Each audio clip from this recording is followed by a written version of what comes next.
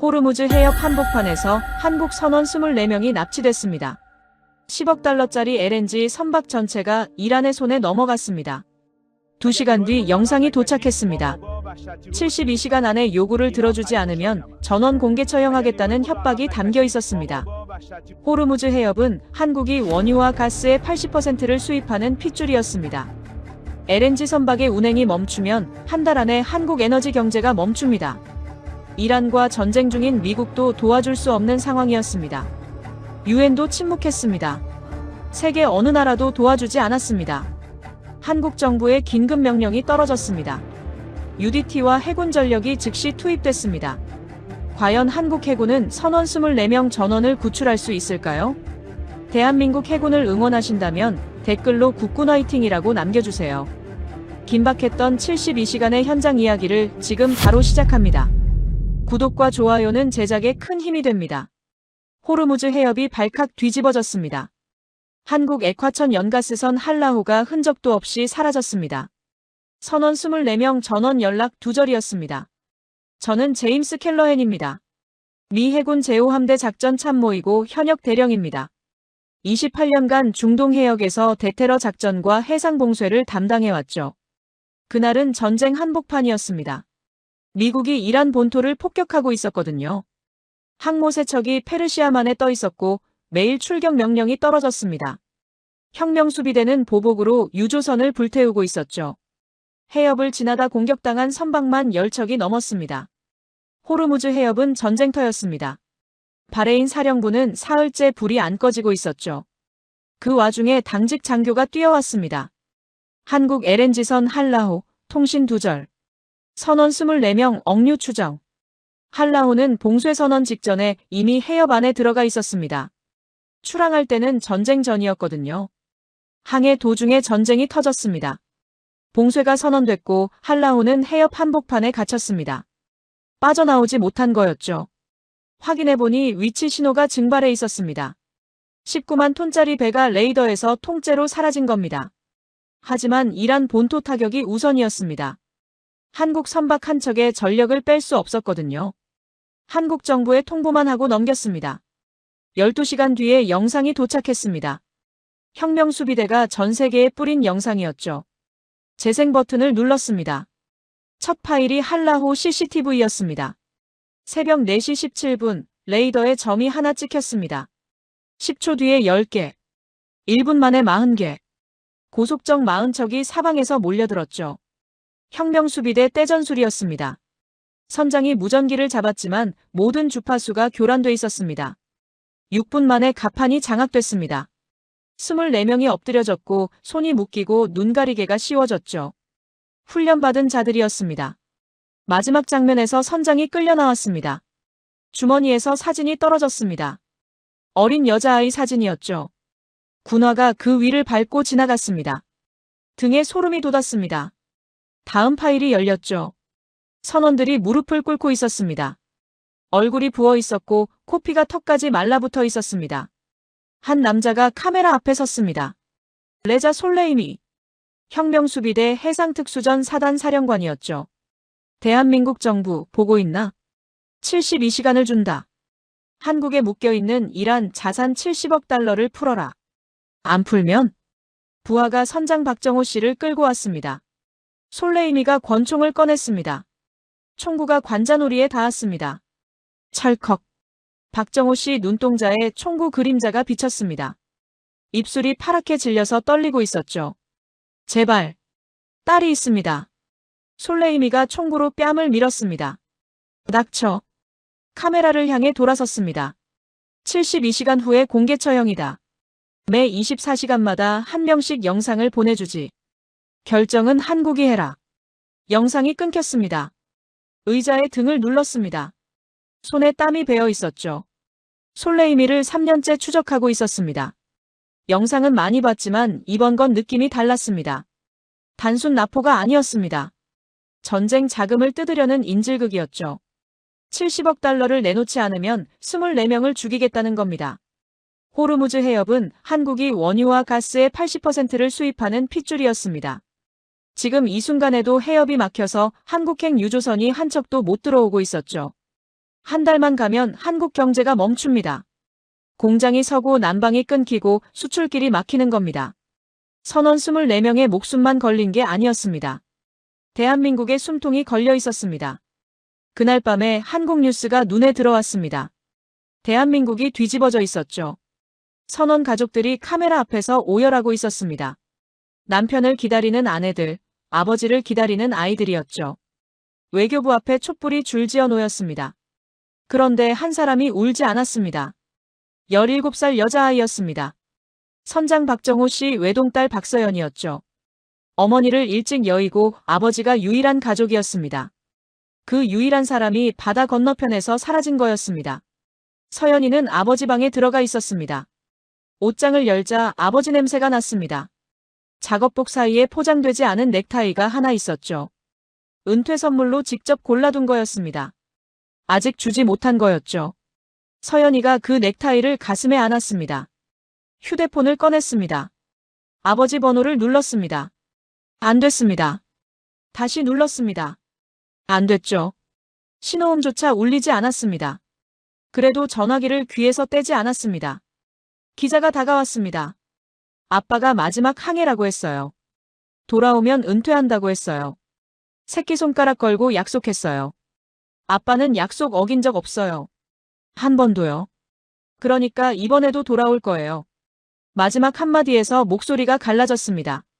하지만 울지 않았죠. 17살이 이를 악물고 버티고 있었습니다. 목이 메었습니다. 보고서 끝에 첨부 파일이 하나 더 있었습니다. 선장의 출항 전 통화 녹취록이었죠. 서연아, 이번만 다녀오면 끝이야. 은퇴야. 아빠, 꼭 돌아와. 2주면 간다. 약속. 2주라고 했습니다. 남은 시간은 72시간이었습니다. 그 72시간이 지나면 17살짜리가 아버지를 영영 잃습니다. 포장하지 못한 넥타이는 영영 주인을 못 찾게 되죠. 녹취록을 끝까지 듣고 나서 명치가 조여왔습니다. 모니터에서 눈을 뗄 수가 없었습니다. 그래도 저는 한국 선원의 전력을 뺄 수 없었습니다. 이란 본토를 때리는 게 우선이었거든요. 한국 인질은 한국이 알아서 해야 할 문제였습니다. 솔직히 한국이 뭘 할 수 있을 거라고 생각하지도 않았죠. 미 해군이 항모 세척을 띄우고도 못 뚫는 바다였습니다. 기뢰 120발의 대한미사일까지 깔린 해협이었죠. 한국이 이 바다에서 뭘 하겠습니까? 속으로 코웃음이 나왔습니다. 그때는 몰랐습니다. 며칠 뒤에 제가 무엇을 목격하게 될지, 28년 경력이 송두리째 흔들리게 될지, 내가 틀렸다는 말을 입 밖에 꺼내게 될지, 솔레이미의 그 웃음이 공포로 바뀌게 될지, 세계에서 가장 좁은 바다가 세계에서 가장 긴 72시간을 시작했습니다. 한국 정부에 통보만 하고 넘겼습니다. 그런데 한국 대사관에서 연락이 왔습니다. 우리가 직접 구출하겠습니다. 처음엔 귀를 의심했습니다. 미국이 이란을 폭격하고 있는 한복판이었거든요. 혁명수비대가 유조선을 불태우고 있는 바다였습니다. 기뢰 120발의 대한미사일까지 깔린 해협이었죠. 미국도 이 바다에서 피해를 보고 있었습니다. 그 전쟁터 한가운데를 한국 해군이 들어오겠다고요? 속으로 웃음이 나왔습니다. 다음 날 오전에 정보가 들어왔습니다. 한국 해군 독도함 기동전단이 부산을 출항했습니다. 수중 파괴대가 타고 있었죠. 아랍에미리트 전개기지에서는 한국형 전투기가 출격 준비에 들어갔습니다. 공중급유기까지 동반하고 있었죠. 한국이 진짜로 움직인 거였습니다. 저는 즉시 보고를 올렸습니다. 미 제5함대가 한국 기동전단의 해협 접근 금지를 통보했습니다. 작전 지역에 동맹국이 제멋대로 들어오면 우리 폭격 스케줄이 꼬이거든요. 한국이 들어와서 사고라도 나면 미국 책임이 되는 거였죠. 정찰 위성 정보도 전면 차단했습니다. 통신 채널도 닫았습니다. 한국이 쓸 수 있는 눈과 귀가 전부 꺼진 겁니다. 위성도 없고 통신도 없는 바다에 들어가는 거였습니다. 장림으로 전쟁터에 뛰어드는 거였죠. 30분 뒤에 보고가 올라왔습니다. 독도함이 접근금지 통보를 받고도 항로를 바꾸지 않았다는 거였죠. 속도도 줄이지 않았습니다. 미쳤나? 모니터를 보면서 중얼거렸습니다. 한국 해군이 이 해역에서 작전한 적은 단 한 번도 없었습니다. 호위함 몇 척 굴리던 연안 해군이었습니다. 미국 반대를 무시하고 항모전쟁 한복판에 뛰어든다고요. 위성도 없이 통신도 없이요. 하지만 이상하게 시선을 뗄 수가 없었습니다. 그날 밤에 보고가 하나 더 들어왔습니다. 수중 파괴대 정찰조 6명이 해협에 잠수 침투했다는 거였습니다. 대장은 강태진 소령이었습니다. 28세의 아덴만 여명작전 최연소 도립조원으로 참전했죠. 한국 해군에서 유일하게 실전 인질 구출을 경험한 현역 지휘관이었습니다. 그 기록을 보는 순간 표정이 굳어졌습니다. 실전 경험이 전무하다고 생각했거든요. 기뢰밭에 들어간 겁니다. 기뢰 120발이 깔린 해협을 6명이 헤엄쳐 들어갔습니다. 미 해군도 기뢰밭 안에는 안 들어갔거든요. 소해함으로 밖에서 처리하는 게 정석이었습니다. 사람을 직접 넣는 건 미친 짓이었습니다. 28년간 한 번도 본 적이 없었습니다.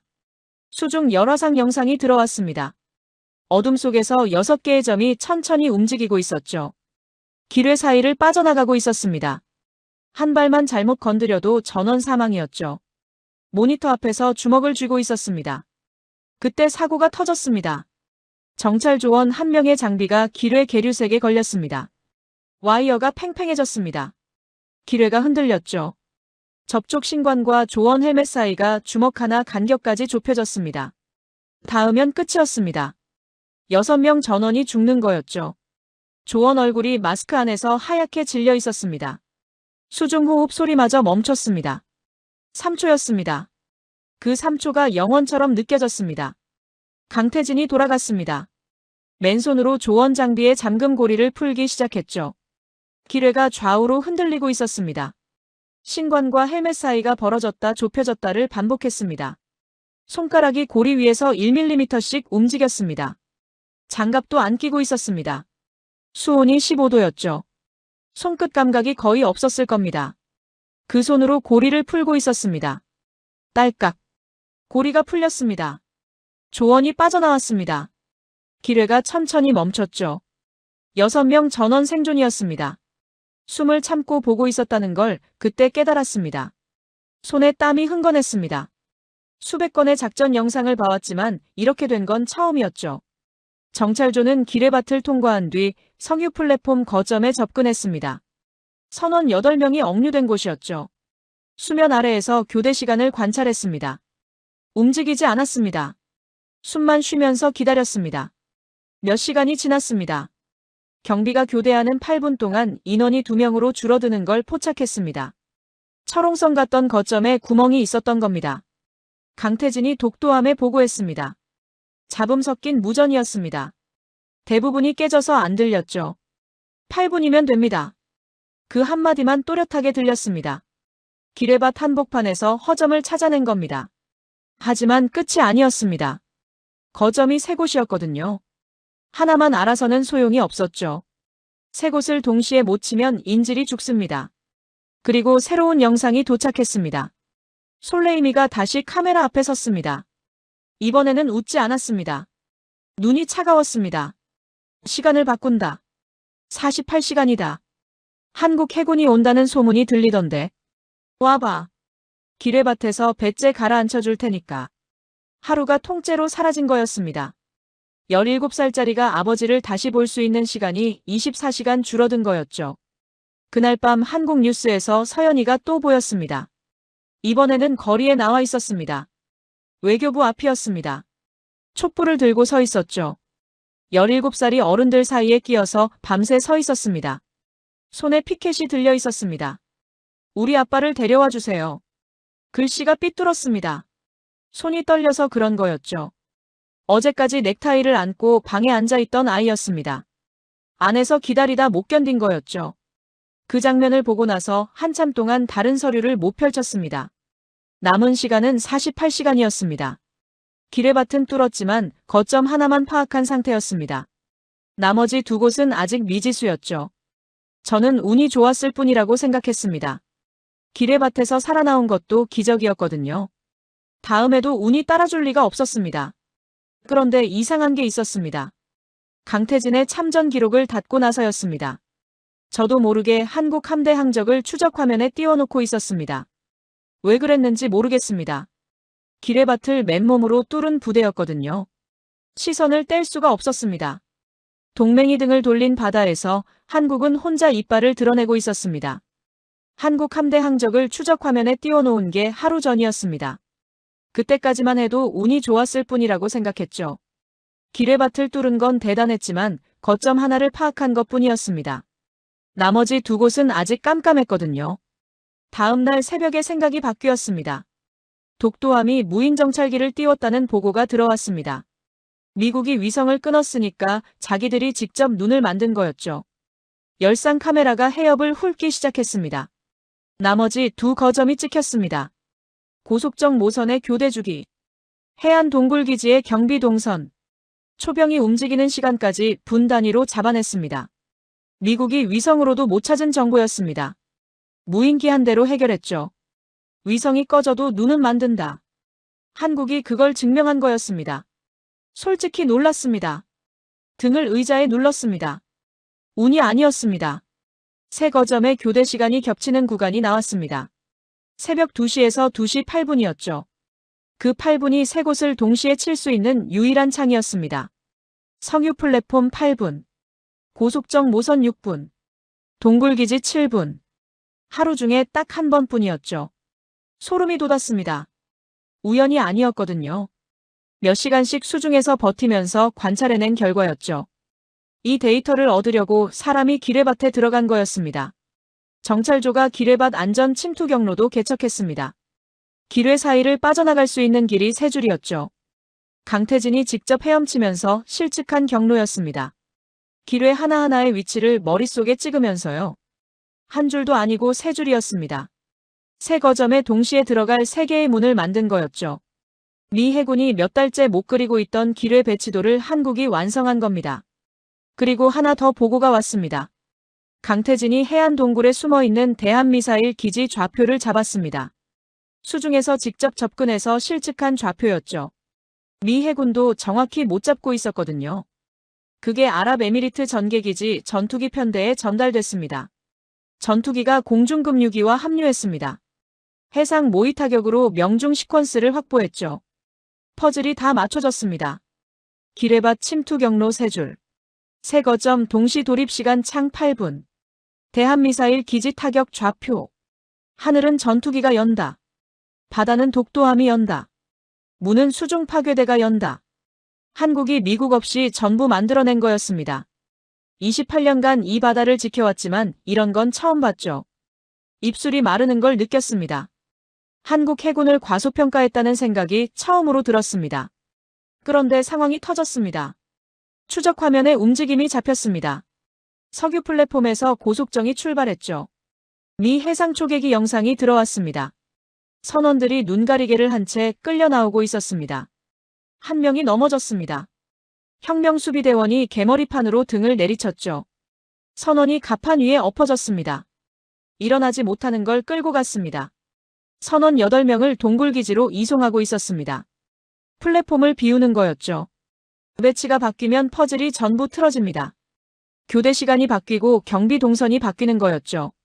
몇 시간씩 수중에서 관찰해서 알아낸 정보가 쓸모 없어지는 겁니다. 사람 목숨을 걸고 얻어낸 데이터였습니다. 지금 치지 않으면 처음부터 다시 해야 했습니다. 퍼즐이 다 맞춰진 바로 그 순간에 적이 판을 뒤집은 거였죠. 새로운 영상이 도착했습니다. 솔레이미가 카메라 앞에 섰습니다. 이번에는 웃지도 않고 여유도 없었습니다. 눈이 충혈돼 있었죠. 미국 폭격에 쫓기고 있는 얼굴이었습니다. 36시간이다. 다음 영상에서는 진짜로 쏜다. 박정호 씨를 끌어냈습니다. 권총을 머리에 겨눴습니다. 박정호 씨가 떨고 있었죠. 이 사람부터 시작이야. 영상이 끊겼습니다. 48시간이 36시간으로 줄었습니다. 12시간이 또 사라진 거였죠. 이제 남은 시간이 반나절도 안 됐습니다. 손이 떨렸습니다. 그날 밤 뉴스에서 서연이를 다시 봤습니다. 이번에는 울고 있었죠. 처음 봤습니다. 넥타이를 안고 이를 악물던 아이였습니다. 외교부 앞에 피켓 들고 밤새 서 있던 아이였죠. 그 아이가 무너졌습니다. 카메라 앞에서 무릎을 꿇고 울었습니다. 양손을 모으고 빌었습니다. 아빠 죽이지 마세요. 제발요. 뭐든 할게요. 돈이요? 돈 드릴게요. 제발 아빠만 살려주세요. 17살이 바닥에 주저앉아 있었습니다. 이를 악물고 버티던 아이가 깨진 거였죠. 목이 매는 정도가 아니었습니다. 가슴이 짓눌렸습니다. 서류를 덮었습니다. 모니터를 못 보겠더군요. 아이 목소리가 계속 귀에 맴돌았습니다. 그때 독도함에서 무전이 나갔습니다. 강태진이 작전 12시간 단축을 건의했습니다. 이송이 끝나면 퍼즐이 틀어지니까요. 지금 아니면 안 됐습니다. 더 기다리면 사람이 죽습니다. 전단장이 응답했습니다. 목소리에 망설임이 없었죠. 오늘 밤 우리가 간다. 그 한마디가 해협의 공기를 갈랐습니다. 기다리는 건 끝이었습니다. 작전이 12시간 앞당겨진 거였습니다. 예정에 없던 출격이었죠. 물러서는 선택지는 처음부터 없었습니다. 독도함이 기뢰밭 외곽으로 진입했습니다. 장거리 한포 사거리 아니었죠. 소해함이 탈출 항로 소해 위치로 이동했습니다. 독도함 경납고 문이 열렸습니다. 전투기 엔진 점화 굉음이 울렸죠. 갑판이 진동했습니다. 갑판 아래에서는 수중 파괴대원들이 잠수복 지퍼를 올렸습니다. 산소통 밸브를 열었죠. 쉬익하는 소리가 났습니다. 아무도 말이 없었습니다. 눈빛만 교환했죠. 출격이었습니다. 저는 모니터 앞에 앉아 있었습니다. 한국 함대 항적이 해협 입구에 찍혀 있었죠. 이제 운이 좋았다는 말은 할 수 없었습니다. 위성을 끊었는데 눈을 만들었거든요. 기뢰밭에 사람을 넣어서 경로를 뚫었습니다. 새 거점 교대 시간을 전부 알아냈죠. 미사일 기지 좌표까지 실측했습니다. 3면 동시 돌입 계획을 완성했습니다. 미국이 몇 달째 못한 일이었죠. 이건 운이 아니었습니다. 28년간 전 세계 해군을 봐왔습니다. 이 정도 작전을 2시간 안에 짠 해군은 많지 않았습니다. 솔직히 미 해군 특수전부대를 빼면 손에 꼽았죠. 한국이라는 나라를 처음부터 다시 봐야 했습니다. 세계가 멈추라 한바다에서 한국이 엔진을 걸었습니다. 새벽 1시 50분이었습니다. 호르무즈 해협이 어둠에 잠겨 있었습니다. 미 제5함대 전투정보실에 앉아 있었죠. 한국 함대 추적 화면에 눈이 고정돼 있었습니다. 주변 장교들이 말을 걸었지만 대답하지 않았습니다. 모니터 속에서 한국 함대가 움직이고 있었죠. 해협 입구에 점들이 찍혀 있었습니다. 독도함이 위치를 잡았습니다. 전투기 편대가 해면을 향해 내려가고 있었죠. 수중 파괴대는 이미 물속에 들어가 있었습니다. 손에 땀이 찼습니다. 10분 뒤면 시작이었습니다. 작전이 시작됐습니다. 첫 번째, 하늘이었습니다. 한국형 전투기 4기가 아랍에미리트 전개기지에서 출격했습니다. 어둠을 뚫고 날았죠. 공중급류기에서 분리되자마자 해면 30m로 내려갔습니다. 초저공이었죠. 엔진 열로 해수면이 양쪽으로 갈라졌습니다. 물보라가 꼬리를 물었죠. 미사일 기지 상공에 도달했습니다. 타격을 위해 기술을 들어올리는 순간 적 레이더에 포착됐습니다. 초저공에서 올라온 거라 적도 늦게 잡았죠. 하지만 잡긴 잡았습니다. 대공포가 점화됐습니다. 포신이 하늘을 향해 올라갔죠. 심장이 멈추는 줄 알았습니다. 대공포가 불을 뿜기 2초 전이었습니다. 전투기가 먼저 쐈죠. 대한미사일 기지 4곳이 동시에 터졌습니다. 강태진이 수중에서 찍어준 좌표 그대로였습니다. 해협 봉쇄의 핵심 화력이 소멸했죠. 명중 화염이 해면에 반사돼서 바다가 붉게 물들었습니다. 한국이 만든 전투기의 첫 실전이었습니다. 의자에서 몸이 앞으로 쏠렸습니다. 두 번째, 바다였습니다. 독도함이 기뢰밭 외곽에서 장거리 한포를 발사했습니다. 굉음이 바다를 때렸죠. 포탄이 포물선을 그리며 날아갔습니다. 도주하는 적 고속정 함대를 때렸습니다. 뱃머리가 박살났죠. 한 척, 두 척, 세 척이 불길에 휩싸였습니다. 적은 어디서 쏘는지도 모르고 당한 거였죠. 기뢰밭 뒤에서 쏘고 있었으니까요. 동시에 침투조가 움직였습니다. 이송 중이던 호송 고속정을 해상에서 차단했죠. 그런데 혁명수비대가 선원을 방패로 세웠습니다. 선원들을 앞에 내세우고 그 뒤에 숨은 거였죠. 총을 겨눴습니다. 선원들 머리 너머로요. 쏠 수가 없었습니다. 쏘면 선원이 맞는 거였죠. 교착이었습니다. 침투조가 섬광탄을 던졌습니다. 물 위로 하얀 빛이 터졌습니다. 눈이 멀 정도의 빛이었죠. 바다가 나처럼 밝아졌습니다. 0.8초였습니다. 그 사이에 적의 시야가 날아갔죠. 침투조가 뛰어올랐습니다. 선원 8명을 확보했습니다. 적은 눈을 뜨기도 전에 제압당했죠. 주먹을 쥐고 있었습니다. 손톱이 손바닥에 박혀 있었습니다. 옆에 있던 장교가 저를 봤지만 아무 말도 안 했죠. 세 번째, 문이었습니다. 새벽 2시 정각이었습니다. 경비가 교대하는 바로 그 8분이었습니다. 강태진이 기뢰밭에서 찾아낸 그 틈이었죠. 나머지 2개 조가 석유 플랫폼과 동굴기지에 동시 돌입했습니다. 플랫폼에서 문제가 터졌습니다. 돌입 순간에 적 병사가 인지를 붙잡았죠. 관자놀이에 총구를 갖다 댔습니다. 방아쇠에 손가락이 걸려 있었습니다. 선원 얼굴이 하얗게 질려 있었죠. 입술이 떨리고 있었습니다. 아무도 움직일 수 없었습니다. 움직이면 선원이 죽는 거였죠. 무음 사격 한 발이 날아갔습니다. 방아쇠를 당기기 0.5초 전이었죠. 적의 손목을 관통했습니다. 총이 바닥에 떨어졌습니다. 쇳소리가 울렸죠. 적이 쓰러졌습니다. 선원이 살았습니다. 동굴기지도 끝났습니다. 강태진이 직접 돌입했죠. 완전한 암흑이었습니다. 야간 투시경에 의존해서 들어갔습니다. 동굴 안이 좁아서 2명이 나란히 서지 못했죠. 한 줄로 들어갔습니다. 앞사람이 쓰러지면 뒷사람도 끝이었습니다. 그래도 들어갔죠. 적이 총을 뽑기도 전에 끝났습니다. 8명 확보. 선원들이 살아있었습니다. 눈가리개를 벗기자 울었죠. 한국에서 온 겁니까? 강태진이 고개를 끄덕였습니다. 데리러 왔습니다. 세 축이 순차로 터졌습니다. 하늘을 열고 바다를 열고 문을 열었습니다. 3번의 폭발이 끝났을 때 남은 것은 대한민국뿐이었죠. 그때 추적 화면에 움직임이 잡혔습니다. 솔레임이었습니다. 지휘 고속정으로 도주하고 있었죠. 해협 밖으로 빠져나가려는 거였습니다. 독도함 헬기가 떴습니다. 퇴로를 차단했죠. 서치라이트가 고속정을 비췄습니다. 나처럼 밝아졌습니다. 솔레이미가 사방을 둘러봤죠. 동쪽은 불타고 있었습니다. 서쪽은 독도함이 막고 있었죠. 남쪽은 기뢰밭이었습니다. 북쪽은 헬기가 떠 있었죠. 나갈 곳이 없었습니다. 무전이 터져나왔습니다. 솔레이미 목소리였죠. 떨리고 있었습니다. 교전 중지. 그 한마디에 해협이 멈췄습니다. 한국에 돈이나 보내라고 했던 남자였습니다. 해협을 자기 바다라고 불렀던 남자였죠. 한국 해군을 비웃었던 남자였습니다. 그 남자가 떨리는 목소리로 항복했습니다. 아까의 자신감은 사라지고 없었죠. 그리고 무전이 들려왔습니다. 강태진 목소리였죠. 잡음이 섞여 있었습니다. 대부분이 깨져서 안 들렸죠. 24, 전원 숨 쉰다. 그 한마디만 또렷하게 터져나왔습니다. 7글자가 대한민국의 밤을 뒤집었습니다. 선원 24명 전원 생존이었습니다.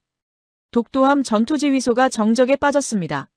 1초, 2초. 환호가 터졌죠. 고함 소리가 천장을 때렸습니다. 누군가 울고 있었습니다. 안아주는 사람도 있었죠. 방금 전까지 숨도 안 쉬던 사람들이었습니다. 저는 미 제5함대 전투정보실에서 일어서 있었습니다. 언제 일어섰는지 모릅니다. 한마디도 못하고 서 있었죠. 주변 장교들이 저를 봤습니다. 아무도 말을 걸지 못했습니다. 화면에는 한국 함대가 찍혀 있었죠. 28년이었습니다. 28년간 이 바다를 지켰습니다. 전 세계 해군을 봐왔죠. 한국 해군은 호위함이나 굴리는 수준이라고 생각했습니다. 전부 틀렸습니다. 3곳을 동시에 치고 24명 전원을 살렸습니다. 미국이 못한 일이었죠. 한국이 해낸 거였습니다. 동맹도 없이 위성도 없이 혼자서요. 화면을 보면서 입안에서 한마디가 맴돌았습니다. 내가 틀렸다. 소리내서 말하지는 못했습니다. 아직은요. 소리내서 말하지 못했습니다. 아직은요. 이긴 줄 알았습니다. 솔레이미가 항복했습니다. 선원 24명 전원이 살았습니다. 한국이 해냈습니다. 전투정보실에 앉아서 숨을 돌리고 있었죠. 그런데 끝이 아니었습니다. 바다는 돌아가는 자에게도 이빨을 세웠습니다. 그게 무슨 뜻인지 10분 뒤에 알았습니다. 새벽 3시였습니다. 추적 화면에 점이 늘기 시작했습니다. 1점, 2점, 10점, 20점. 이란 중앙군이었습니다. 예비 고속정 편대와 잠수정이 급파된 거였죠. 솔레이미 해상특수전 사단과는 별개의 지휘 계통이었습니다. 항복은 솔레이미가 한 거지 이란 중앙군이 한 게 아니었거든요. 솔레이미가 무릎을 꿇었다고 전쟁이 끝난 게 아니었습니다. 이란 중앙군 입장에서는 자국해역이었습니다. 외국 해군이 들어와서 작전을 벌인 거였죠. 체면이 구겨졌습니다. 보복하지 않으면 안 되는 거였습니다. 이란 군부의 자존심이 걸린 문제였거든요.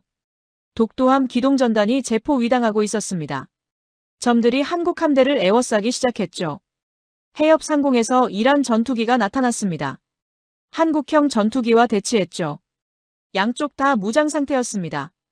레이더가 서로를 잠그고 있었습니다. 어느 쪽이든 먼저 쏘면 전면전이었죠. 작전은 성공했는데 귀환이 막힌 거였습니다. 가슴이 답답해졌습니다.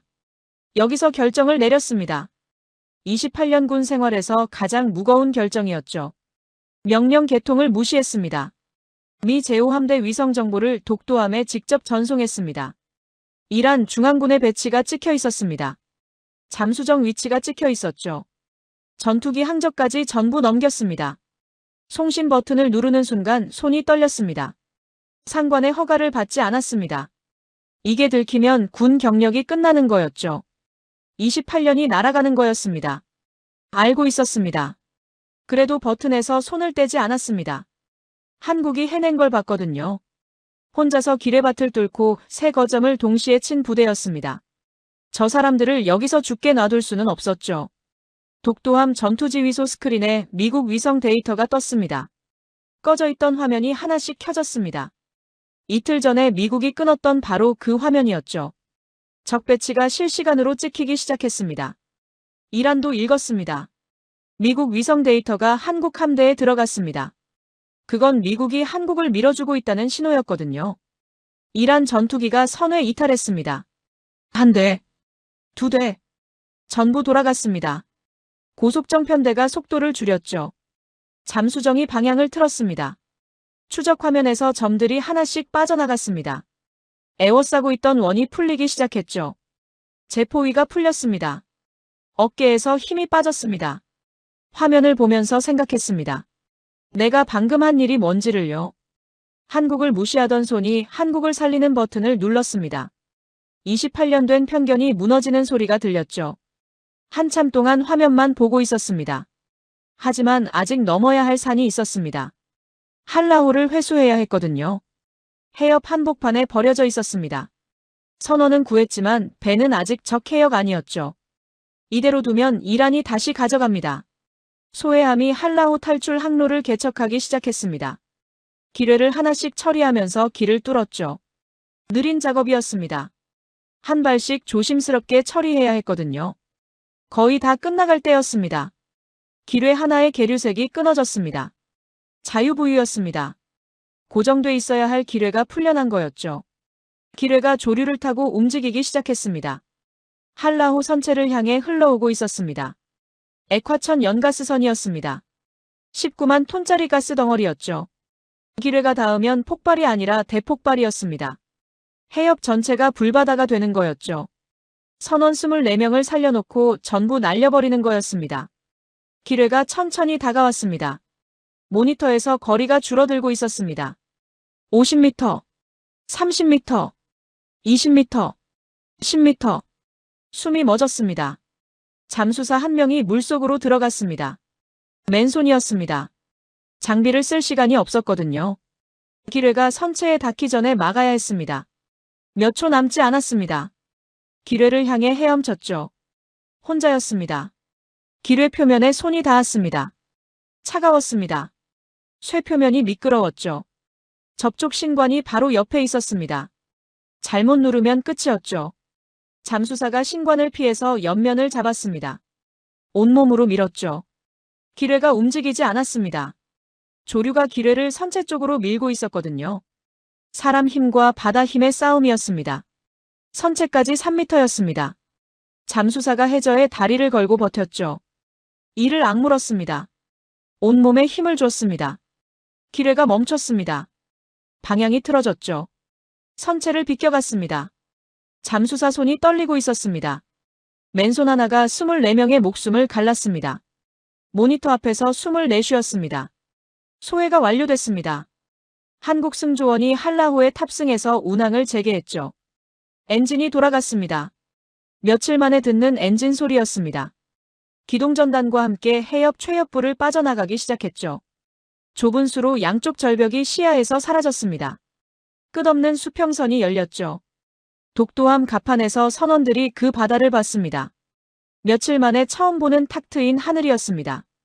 눈가리개를 쓰고 바닥에 엎드려 있던 사람들이었습니다. 총구가 머리에 닿아 있던 사람들이었죠. 그 사람들이 수평선을 보며 울고 있었습니다. 아무도 말을 안 했습니다. 바람 소리만 들렸죠. 저는 전투정보실에서 그 장면을 보고 있었습니다. 한국 함대가 해협을 빠져나가는 게 화면에 찍혀 있었죠. 점들이 하나씩 해협 밖으로 나왔습니다. 전부 나왔습니다. 한 척도 빠짐없이요. 송신 버튼을 누른 손이 아직 떨리고 있었습니다. 군 경력이 끝날 수도 있었습니다. 28년을 바친 바다였죠. 하지만 후회는 없었습니다. 올바른 일이었거든요. 저 사람들은 혼자서 해냈습니다. 위성도 없이 동맹도 없이요. 세계가 외면한 바다에서 세 곳을 동시에 치고 24명을 살렸습니다. 제가 한 건 마지막에 버튼 하나 누른 것뿐이었죠. 그것조차 부끄러웠습니다. 진작 눌렀어야 했거든요. 진작 눌렀어야 했습니다. 그 부끄러움이 가시지 않았습니다. 작전이 끝나고 6시간이 지났습니다.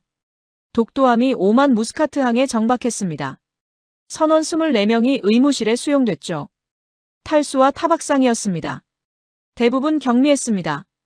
그런데 선장 박정호 씨 상태가 좋지 않았습니다. 억류 기간 동안 개머리판에 여러 차례 맞았거든요. 갈비뼈가 2대 부러져 있었습니다. 뇌출혈이 의심됐죠. 의식이 돌아오지 않고 있었습니다. 보고를 받고 있었습니다. 그때 독도함 의무실에서 경보음이 울렸습니다. 박정호 씨 심박수가 급락한 거였죠. 모니터에 숫자가 떨어지고 있었습니다. 70, 50, 30. 군의관이 뛰어왔습니다. 심폐소생 자세를 잡았습니다. 양손이 흉골 위에 올라갔죠. 의무실에 있던 모든 사람이 숨을 멈췄습니다. 1초, 2초, 3초. 심장 박동이 돌아왔습니다. 삐삐삐. 모니터 숫자가 올라갔습니다. 30, 50, 70. 군의관이 손을 내렸죠. 모두가 숨을 내쉬었습니다. 박정호 씨가 눈을 떴습니다. 천장을 보고 있었습니다. 초점이 없었죠. 어디인지 모르는 눈이었습니다. 입술이 움직였습니다. 소리가 안 나왔습니다. 한 번 더 움직였습니다. 갈라진 목소리가 나왔습니다. 서연이. 첫마디였습니다. 72시간 동안 총구가 머리에 닿아 있었던 사람이었습니다. 개머리판에 맞고 의식을 잃었던 사람이었죠. 그 사람이 눈을 뜨고 가장 먼저 부른 이름이 17살 딸이었습니다. 세상에서 가장 강한 사람이 아니었습니다. 그냥 아버지였죠. 강태진이 옆에 있었습니다. 박정호 씨 손을 잡았죠. 기레밭에서 잠금고리를 풀었던 그 손이었습니다. 따님 무사합니다. 한국에서 기다리고 있습니다. 넥타이 들고 기다리고 있다고 합니다. 박정호 씨 눈에서 눈물이 흘렀습니다. 말은 못했습니다. 그냥 눈물만 흘렸죠. 강태진 손을 놓지 않았습니다. 입이 달싹였습니다. 소리는 안 났지만 읽을 수 있었습니다. 고맙습니다. 그 장면을 보고서로 받았습니다. 명치가 뜨거워졌습니다. 다음 날이었습니다. 미 제5함대 공식 기자회견이 잡혔습니다. 제가 나가야 했죠. 한국 작전에 대한 미국의 공식 입장을 밝히는 자리였습니다. 전 세계 기자들이 몰려 있었습니다. 기자회견장에 서면서 생각했습니다. 28년간 누구에게도 숙이지 않았습니다. 미 해군 대령이었거든요. 세계 최강 해군의 작전 참모였습니다. 이 바다의 주인이라고 생각했죠. 그런데 오늘은 달랐습니다. 카메라가 켜졌습니다. 기자들이 앉아 있었습니다. 플래시가 터졌죠. 마이크를 잡았습니다. 손이 약간 떨렸습니다. 호르무즈 해협에서 한국 해군이 보여준 작전 수행 능력은 세계 최정의 수준이었습니다. 그 한마디를 내뱉는데 한참이 걸렸습니다. 28년치 자존심이 무너졌죠. 한국을 호위함이나 굴리는 나라라고 했습니다. 그 제가 세계 최정예라고 말한 거였습니다. 하지만 사실이었습니다. 사실을 말하는데 자존심이 필요하지 않았죠. 28년 된 자존심보다 진실이 더 무거웠거든요. 기자가 손을 들었습니다. 대령님, 위성정보 무단 전송에 대한 징계 가능성이 있습니까? 기자회견장이 조용해졌습니다. 모든 카메라가 제 얼굴에 고정됐죠. 한참을 침묵했습니다. 올바른 일의 대가가 따른다면 기꺼이 치르겠습니다. 기자들이 적었습니다. 플래시가 다시 터졌죠. 그 한마디에 회견장 공기가 바뀌었습니다.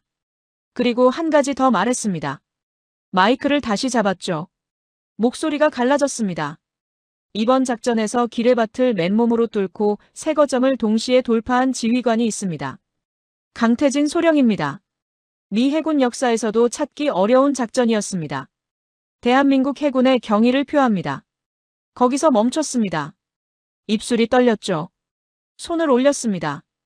이마 위에서 0.5초 멈췄습니다. 28년 된 군인의 손이었죠. 그 손이 한국 해군을 향해 경례했습니다.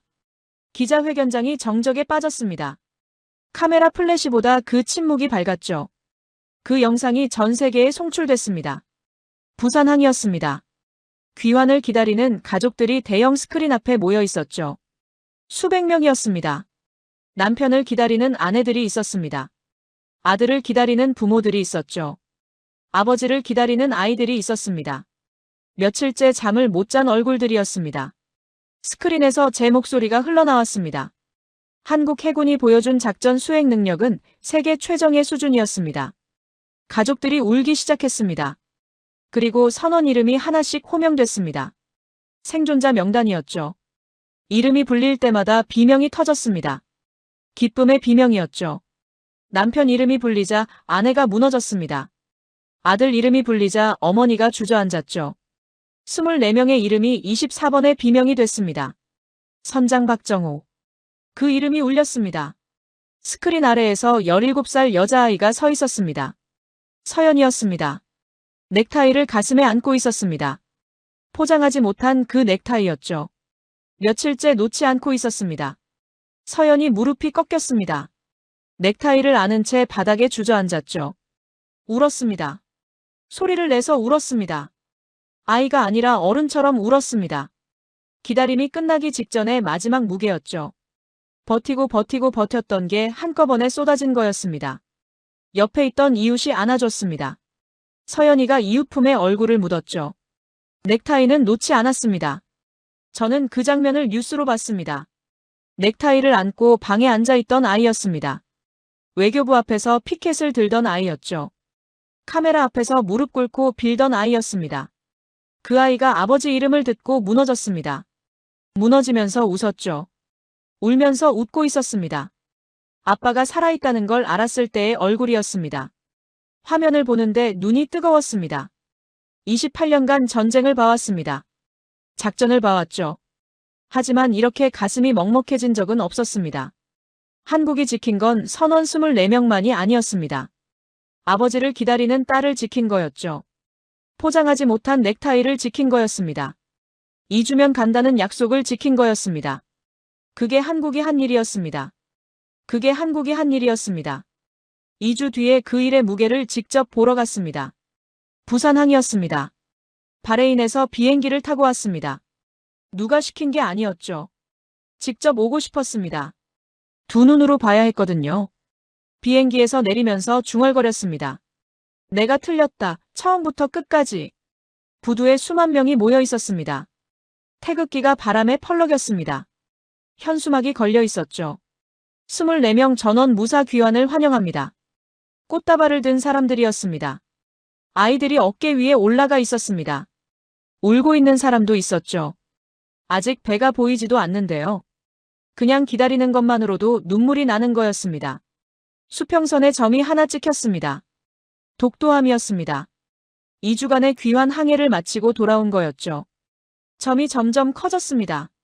함수가 보이기 시작했습니다. 독도함 갑판 위에 사람들이 서 있었죠. 부두에서 웅성거림이 커졌습니다. 누군가 왔다. 라고 소리쳤습니다. 그 한마디에 부두 전체가 들썩였죠. 독도함 함수가 부두에 닿았습니다. 육중한 충격음이 한 방 울렸죠. 바다가 끝나는 소리였습니다. 호르무즈 해협에서 부산항까지였습니다. 세계에서 가장 위험한 바다를 건너온 거였죠. 완전한 정적이 내려앉았습니다. 1초였습니다. 함성이 터졌습니다. 수만 명이 동시에 소리쳤죠. 파도처럼 밀려왔습니다. 귀가 울렸습니다. 태극기가 흔들렸습니다. 꽃다발이 날았죠. 대한민국이 함성으로 가득 찼습니다. 갑판 위에 선원 23명이 도열해 있었습니다. 그리고 맨 끝에 휠체어가 하나 있었죠. 선장 박정호 씨였습니다. 갈비뼈가 아직 안 붙어서 서지 못했습니다. 하지만 갑판 끝까지 나와 있었습니다. 부두를 보고 있었죠. 수만 명 속에서 한 사람을 찾고 있었습니다. 그때였습니다. 군중 통제선이 흔들렸습니다. 경찰이 막으려 했습니다. 17살 여자아이가 뚫고 나왔죠. 서연이었습니다. 뛰고 있었습니다. 부두 위를 달렸죠. 넥타이를 한 손에 쥐고 있었습니다. 포장하지 못한 그 넥타이였죠. 갑판 아래에 도착했습니다. 아버지를 올려다봤습니다. 발이 멈췄죠. 얼굴이 달랐습니다. 볼이 꺼져 있었습니다. 눈이 깊어져 있었죠. 72시간이 아버지 얼굴을 바꿔놓은 거였습니다. 1초 동안 알아보지 못했습니다. 그 1초가 가슴을 관통했습니다. 아버지를 영영 잃은 줄 알았던 거였죠. 수만 명 앞에서 17살이 혼자 얼어붙어 있었습니다. 박정호 씨가 휠체어에서 몸을 일으켰습니다. 옆에서 군의관이 말렸습니다. 그래도 일어섰습니다. 이를 악물고 난간을 잡았죠. 서서 아래를 봤습니다. 서연이를 보고 있었습니다. 서연아. 그 한마디에 서연이가 무너졌습니다. 아버지 목소리였습니다. 서연이가 아버지 얼굴을 알아본 거였죠. 얼굴은 바뀌었지만 목소리는 그대로였습니다. 서연이가 뛰어 올라갔습니다.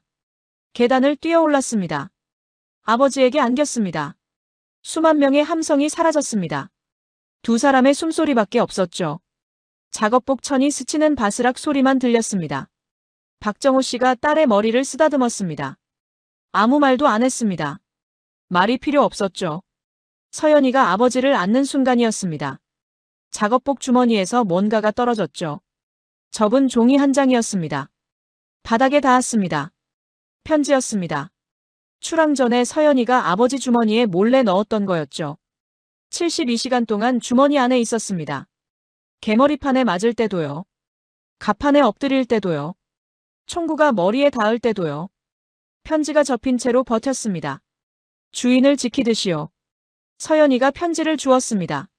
아버지에게 돌려줬죠. 박정호 씨가 편지를 펼쳤습니다. 읽더니 고개를 숙였습니다. 어깨가 떨렸습니다. 나중에 강태진한테 들었습니다.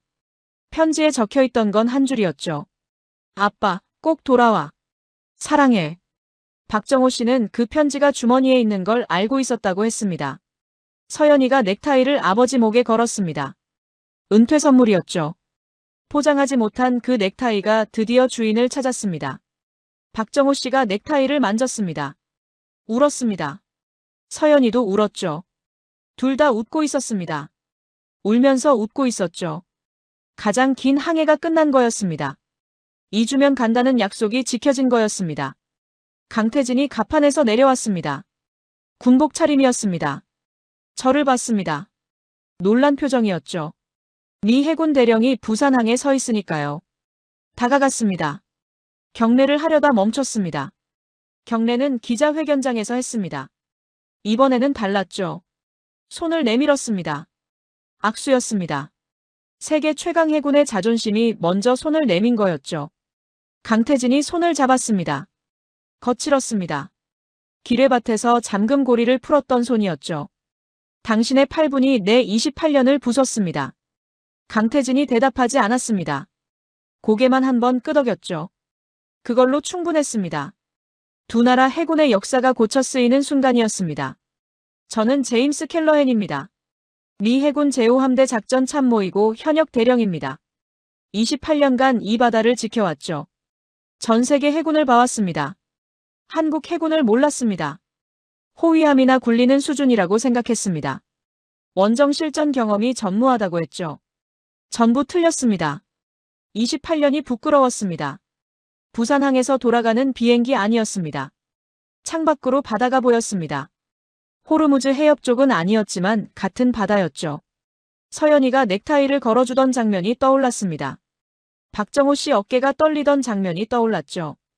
강태진이 고개를 끄덕이던 장면이 떠올랐습니다. 28년간 수백 건의 작전을 봐왔습니다. 하지만 이 작전만큼 오래 남을 건 없었습니다. 미국이 못한 일이었거든요. 한국이 해냈습니다. 눈을 감았습니다. 아까 악수했던 손이 아직 따뜻했습니다. 기뢰밭을 맨손으로 뚫었던 손이었죠. 그 손을 잡은 게 28년 군 생활에서 가장 잘한 일이었습니다. 창밖으로 바다가 저물고 있었습니다. 이 바다를 평생 잊지 못하겠죠. 저도요. 한국은 국민을 버리지 않습니다. 세상 어디에 있든 찾으러 갑니다. 미국이 막아도 갑니다. 위성을 끊어도 갑니다. 기뢰밭이 깔려 있어도 갑니다. 총구가 인질머리에 닿아 있어도 갑니다. 세계가 불가능하다고 해도 갑니다. 대한민국 해군이 그렇게 합니다. 미국이 항모 세척을 띄우고도 못한 일을 한국이 해냈습니다. 위성 없이 눈을 만들었습니다. 기뢰밭에 사람을 넣어서 길을 뚫었죠. 세 거점을 동시에 치고 24명 전원을 살렸습니다. 미 해군 28년 경력 대령이 격려했습니다. 세계 최정예 수준이라고 인정했죠. 당신의 8분이 내 28년을 부쉈다. 그 한마디가 두 나라 해군의 역사를 고쳤었습니다. 그리고 미국은 위성을 끊었던 손으로 위성을 다시 켜줬습니다. 한국을 무시하던 손이 한국을 살리는 버튼을 눌렀죠. 그게 인정의 무게였습니다. 작전이 끝나면 그냥 집에 갑니다. 공도 없고 훈장도 없죠. 뉴스에 이름이 나오지도 않습니다. 인터뷰도 없습니다.